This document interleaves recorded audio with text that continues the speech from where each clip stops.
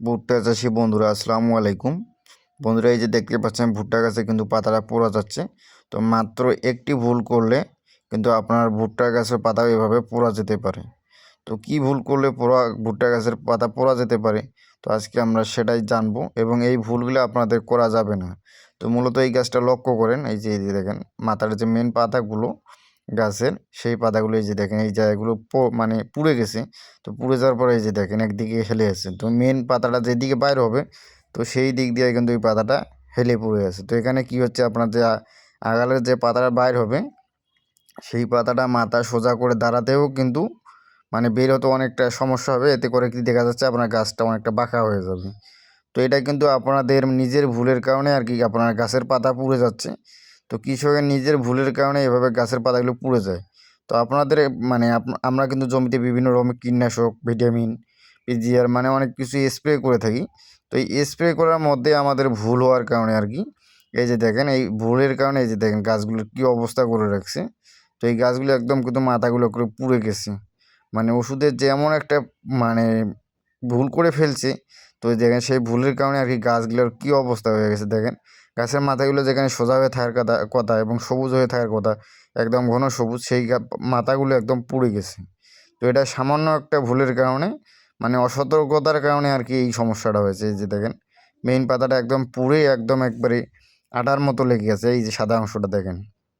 তো এইভাবে থাকলে কী হবে, আপনার গাছটা মানে বৃদ্ধিতে বাধাপ্রাপ্ত হবে এবং বড় হতে কিন্তু পারবে না। আর আগালের সমস্যা হতে পারে।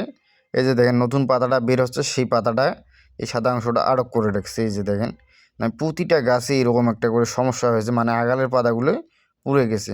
তো এটার মূল যেটা কারণ সেটা হচ্ছে আমরা যে ওষুধ বা কীটনাশক, ভিটামিন, পিজিআর যা কিছুই প্রয়োগ করি না কেন, তার আমাদের মাত্রাটা ঠিক রাখতে হবে।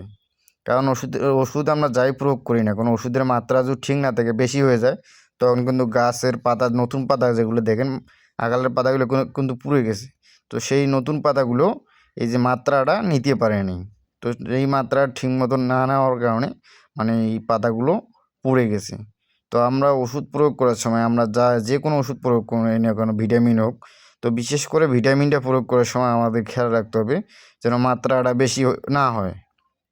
এবং ওষুধের কীটনাশক মানে ভিটামিন, শুধু ভিটামিন না, আপনারা কীটনাশক মানে পোকার ওষুধ হোক, গাছের গ্রোথের ওষুধ হোক, মানে যে কোনো ওষুধ হোক না কেন, আপনাদের মাত্রাটা ঠিক রাখতে হবে।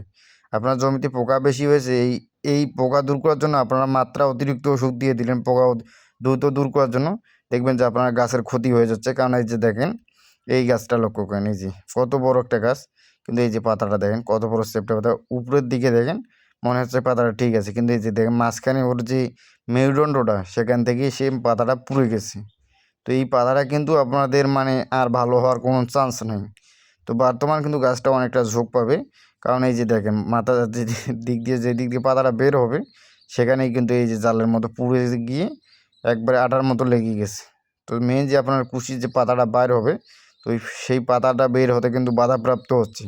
তো সেটার কিন্তু মূল কারণ হচ্ছেন আপনি।